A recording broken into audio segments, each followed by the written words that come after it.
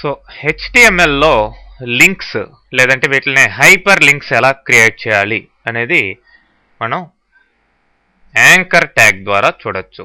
ఏ అనేది ట్యాగ్, దీని ద్వారా చూడొచ్చు.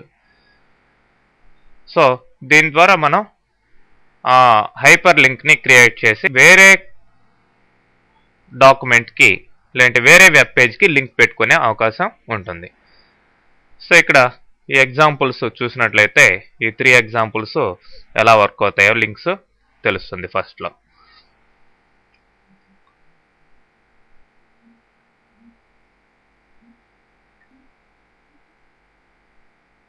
చూడండి, ఇక్కడ ఇది ఒక లింక్. మీకు అక్కడ లింక్ దగ్గరికి వెళ్ళగానే హ్యాండ్ సింబల్ వస్తుంది. కింద స్టేటస్ బార్లో చూడండి, కింద ఇక్కడ చూడండి, ఆ లింక్ దగ్గరికి వెళ్ళినప్పుడు కింద మీకు ఏ పేజ్కి మీకు లింక్ ఇచ్చినదో ఆ యొక్క ఆ పాత్ మొత్తం కనిపిస్తుంది. ఆ డైరెక్టరీ లొకేషన్, ఆ ఫైల్ లొకేషన్ మొత్తం కనిపిస్తుంది. అదేవిధంగా కిందకి రండి, ఇంకొక లింక్ ఉంది, microsoft.com అనే లింక్ ఉంది. అయితే ఇప్పుడు ఈ లింక్ మీద క్లిక్ చేస్తే మీకు ఆ 9.html అనే పేజీ ఓపెన్ అయింది. ఓకే, మళ్ళీ బ్యాక్కి వెళ్తే మీరు ప్రీవియస్ పేజ్కి వచ్చేయచ్చు. అట్లానే ఇది www.microsoft.comకి లింక్ అనమాట. అయితే ఇక్కడ డైరెక్ట్గా microsoft.comని లింక్ చేయాలంటే 9.html అంటే మన కంప్యూటర్లోనే ఉంది అది. మరి ఇప్పుడు microsoft.com అనేది ఇంటర్నెట్ ద్వారా కనెక్ట్ కావాల్సిన లింక్ అది. సో ఇంటర్నెట్ కనెక్ట్ చేస్తుంటేనే అది ఓపెన్ అవుతుంది. అదర్వైజ్ ఏమని చెప్పింది ఇక్కడ ఎర్రరు, కెనాట్ ఫైండ్ సర్వర్ అంటే ఇంటర్నెట్ కనెక్షన్ లేదు కాబట్టి కెనాట్ ఫైండ్ సర్వర్ అని ఎర్రరు రావడం జరిగింది. చూడండి, ఇక్కడ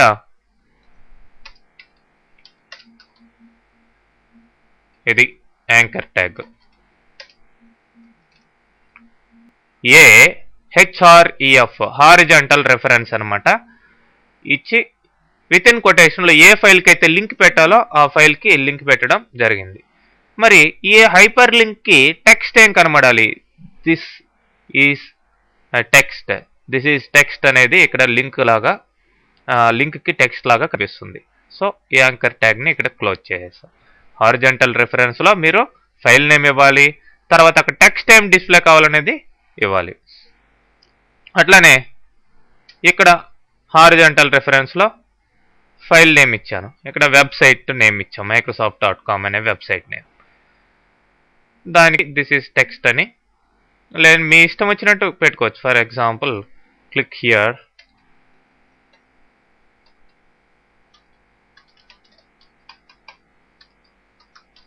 టు ఓపెన్ మైక్రోసాఫ్ట్ వెబ్సైట్. ఇట్లా కూడా మీ అవసరానికి తగ్గట్లు ఇచ్చుకోండి, రిఫ్రెష్ చేయండి. ఓకే, ఇక్కడ క్లిక్ చేస్తే అది ఓపెన్ అవుతుంది అని అర్థం. సో ఎప్పుడైనా కానీ ఈ లింక్స్ దగ్గర హ్యాండ్ సింబల్ వస్తుంది, అక్కడ క్లిక్ చేస్తే ఆ కరస్పాండింగ్ వెబ్ పేజ్ కానీ వెబ్సైట్ కానీ ఓపెన్ చేయడం కుదురుతుంది. తర్వాత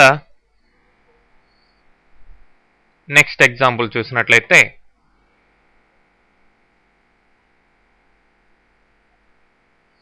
ఇక్కడ ఒక ఇమేజ్ని లింక్ లాగా ఎలా వాడుకోవాలి చూడండి. ఈ ఇమేజ్ని ఈ పిక్చర్ మీద క్లిక్ చేస్తే వేరే పేజ్ ఓపెన్ అయింది. 9.html అనే పేజ్ని ఇక్కడ కూడా పెట్టాను అన్నమాట లింక్గా. మీ ఇష్టం, మీ ఏ పేజ్ కావాలనుకుంటే ఆ పేజ్ని ప్లేస్ చేసుకోవచ్చు. సో ఇక్కడ హారిజాంటల్ రెఫరెన్స్లో 9.html అని ఇచ్చాం.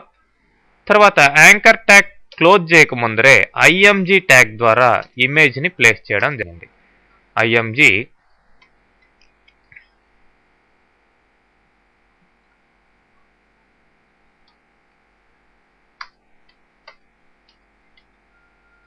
సో IMG అనిచ్చి బార్డర్, చుట్టూ బార్డర్ ఏమన్నా ఉండాలా, 0 బార్డర్ ఇచ్చాను.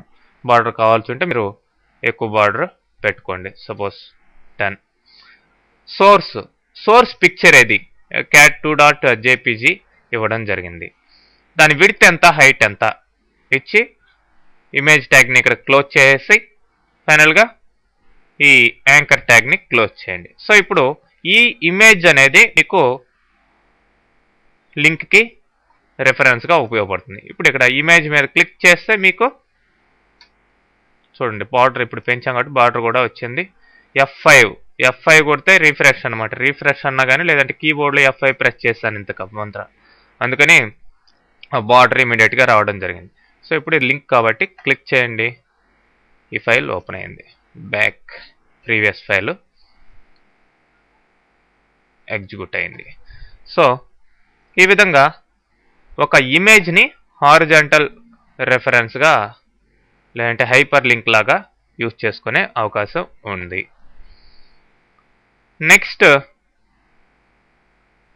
చూసినట్లయితే ఒక పేజ్ని ఇక్కడ ఓపెన్ చేయాలంటే ఈ హారిజాంటల్ రెఫరెన్స్ ద్వారా సో ఇక్కడ క్లిక్ చేస్తే చూడండి ఇప్పుడు